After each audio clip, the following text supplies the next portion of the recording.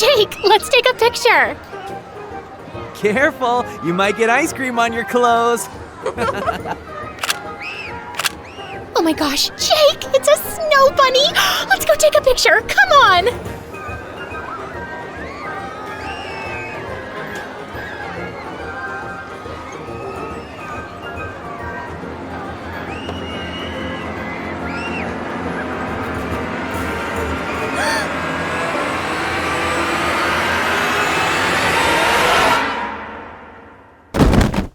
Jake!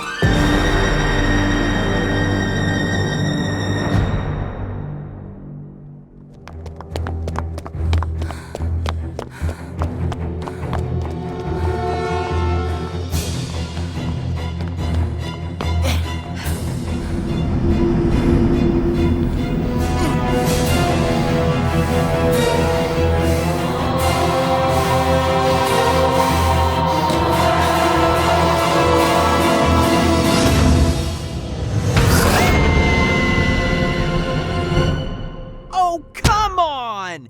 Easy there, Tiger. You're about to taste more static than this popcorn. The television is not a chew toy, you know. It's just way too obvious something's gonna happen. All they have to do is open that freaking main door and run away to safety. Why do all the horror movie characters have to be this stupid? I couldn't help but laugh at Jake's rants. Just look at him, getting offended over a movie? Well, if they had common sense, these movies would be over in 12 minutes tops. These vampires are supposed to be terrifying demons of the night, but why do they always make them look like a dirty old man with arthritis and overgrown dentures who uses too much hair gel and baby powder? Babe, chill. If you don't calm down, you might end up looking like that vampire. Jake burst out laughing at what I'd said. Okay, you got me. I'll get us more popcorn.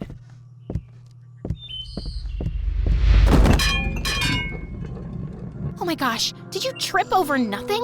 I was about to help him up when he suddenly started doing push-ups. What are you talking about? I just suddenly felt like doing push-ups. I rolled my eyes as Jake jumped back to his feet like nothing happened. He then went to the kitchen and prepared another bowl of popcorn. My eyes went to his pantry, and I grimaced at the sight of junk food all over the place. Maybe your newfound clumsiness is a result of your awful diet. I'll call my chef to make you a stock of healthy stuff. Jake hurled exaggeratedly.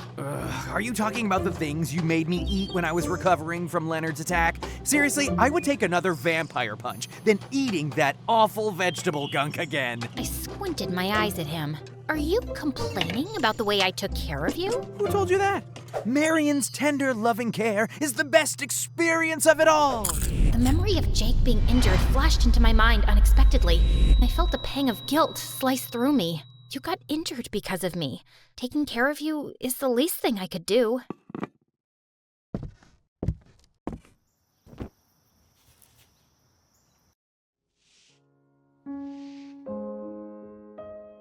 Wipe that frown out of your pretty face. I was attacked by that maniac vampire because of what I did. It's not your fault that I got injured, so please stop being guilty about it. But I am the reason why. Listen to me, Marion. I won't hesitate to take that supernatural blow many times over just to save you. Bleeding will stop, bruises will heal, and broken bones will mend back together eventually. I'm a strong man. You gotta give me some faith, you know? Jake really had this magic to assure me everything's gonna be okay, so I finally smiled. Give you some faith? It took only one punch to take you down. Hey, that fight was totally not fair. I was hit by a freaking vampire with superpowers. It was like being hit by a train. Smiling, I hugged Jake sideways. Thank you, Jake. You've saved me countless times since we were kids. You didn't change, even after years of not seeing each other. I'll be forever grateful, and I promise to give you the best and most tender, loving, Marion care for you as long as I live. Is that a proposal? I quickly moved away from him with my face on fire. I just realized what my words actually sounded like. What? No. We just literally started dating again, and... Relax, I'm just kidding. Smiling, I turned my head and my eyes caught a mirror. I flinched at my own reflection. Seeing my real appearance still makes me jump. Sometimes, I miss the unique streak of white in my hair and my two-colored eyes. As my thoughts started to drift away, a devastatingly handsome face with skin like marble flashed in my mind. Hey! Oh, sorry, what was that? Is everything okay? You look so pale. Sorry, I drifted. What were you saying? I was asking if you're free next week. Maybe we can go out and unwind a little, you know? Enjoy some cool breeze at the park. Like Wonderful Park? You know what? That's not a bad idea. Of course, it's my idea. My ideas are always the best ideas. Hold it right there. The park part was my idea, so I'd get 50% of our great idea.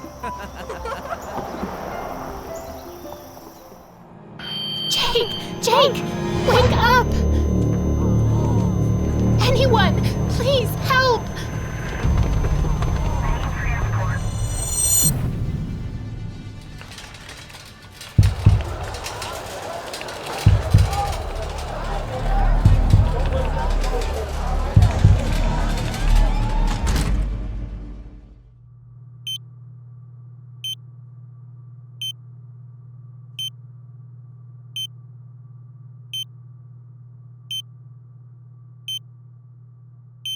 Jake's condition is something we have never seen before. He's 23 years old, but his test results showed otherwise. His internal organs are of a person in his 40s.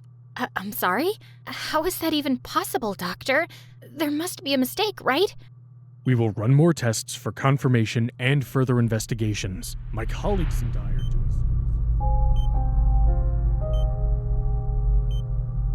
That would be all, Miss Marion. If there's anything you need, please don't hesitate to call the nurse station. Thank you, Doctor. Take care on your way out.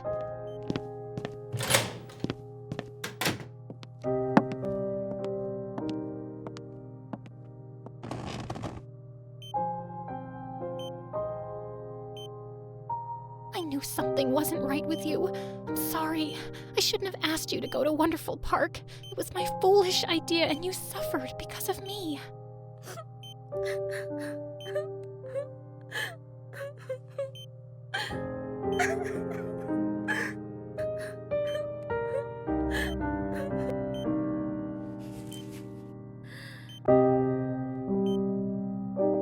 Jake!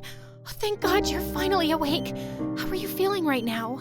I'm fine. I'm just a little weak. Don't worry too much and stop crying. Is that all? Nothing else feels different? Jake wiped the tears off my face with a smile. I forced myself to regain my composure so that he wouldn't worry about me. The doctor said your internal organs are aging rapidly. That's ridiculous. My results probably got switched with an older dude because there's no way. I stared at his carefree expression. He's right. The doctors must have made a mistake, but I don't know why I still feel restless. Still, I forced myself to smile. You're right, but we'll have to wait for the final results. Anyways, is there anything you need? Actually, there is.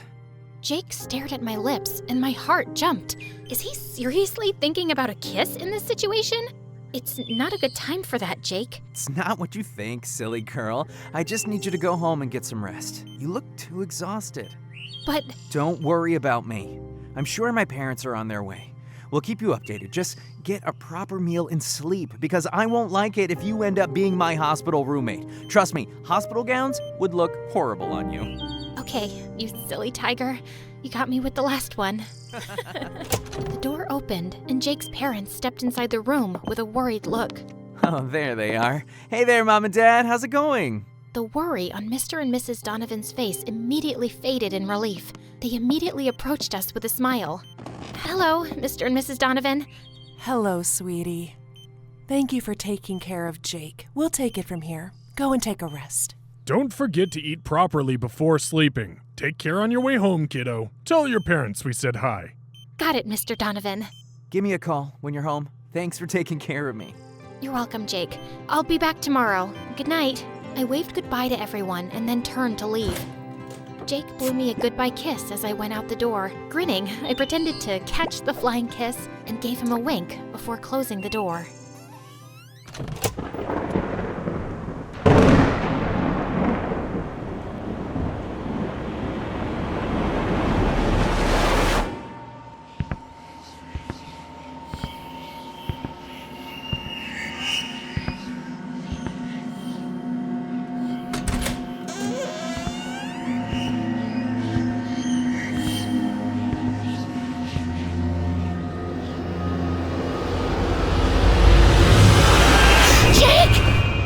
Out, gasping for air as if I was drowning.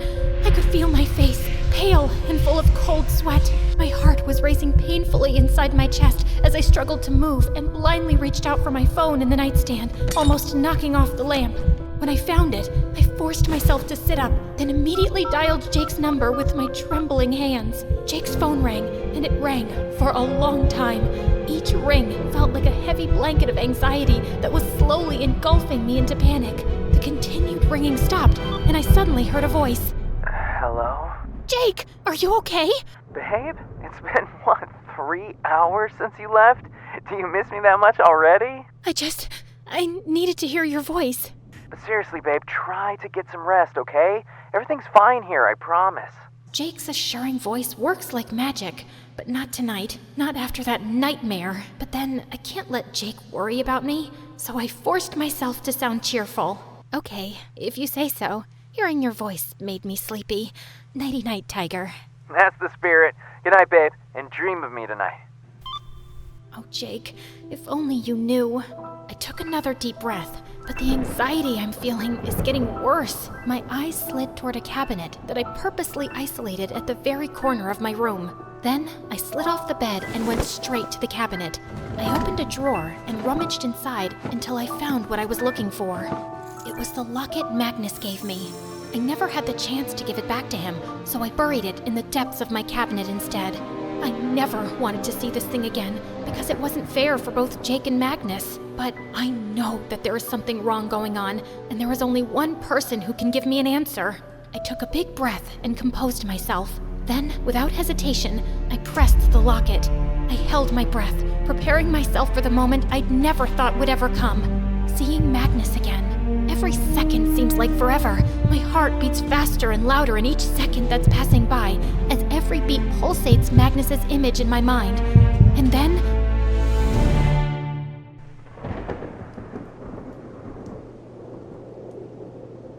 Magnus? I looked down at the locket, staring at it for a moment while still feeling reluctant. After another deep breath, I pressed it again, harder this time as I closed my eyes. Still nothing. Frustratingly, I pressed it again and again and again. And finally, I stopped and opened my eyes. It seems like the pendant has lost its magic. I stared in shock. Could it be that Magnus has already severed his connection to this locket? Realization started to sink in, and the glimmer of hope in my heart faded. I hugged the pendant close to my chest as tears fell down from my eyes. Is there really nothing that can be done? Suddenly, Jake's image flashes through my mind. He's smiling and looking at me with his ever-comforting eyes. Don't worry so much, babe. Everything's gonna be all right. Suddenly, I felt fire rising from my heart. A fighter has risen from the inside. I wiped my tears and stood up. Then, I went straight to my closet, grabbed a coat and a hat, and finally, I grabbed my car keys on my way out.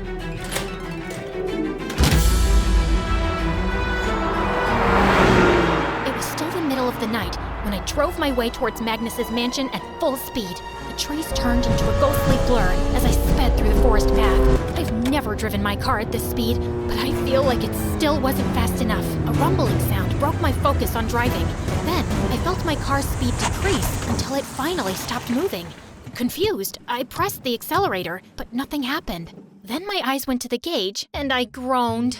Oh, come on! I was in so much of a hurry, I forgot to stop by a gas station. Are you kidding me? I opened my car door, stepped outside, and kicked the front wheel. The sound of the evening forest suddenly filled my ears.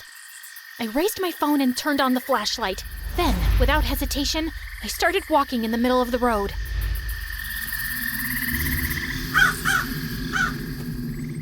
didn't know how long I had been walking, but when the rush of adrenaline faded, it started to dawn on me about my current situation.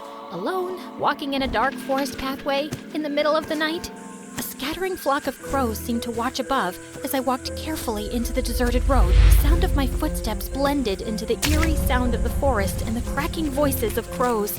My nerves are starting to rise, but I try not to let it get to me. Oh, Jake, if only you were here, you would have stopped me. Minutes had gone by, and through the mist, I finally saw the tiny dots of subtle light at the end of the long forest pathway. It was from the stone lamps in front of Magnus's mansion. I kept on walking, but the crows seemed to get closer and closer, their unpleasant sound getting louder and sharper as if a warning to turn around, to run, and never look back. But I kept on walking. The darkened clouds shifted, slowly covering the moon. Then, a bolt of lightning struck the sky, and a deafening sound of thunder roared. I flinched as I put my arms around myself to calm my nerves. Another thunder rumbled, and suddenly, a violent sound of flapping wings rustled through the sky. As I looked around, I noticed the crows were getting closer. I couldn't help but take a step back as their caws grated into my ears and their menacing eyes bore into mine. Little by little, more crows arrived. Each arriving crow perched closer and closer. In just a couple of seconds, they have started to overwhelm the surroundings. Everywhere I look, I see no way out. Panic and fear finally took over me, and I cried out,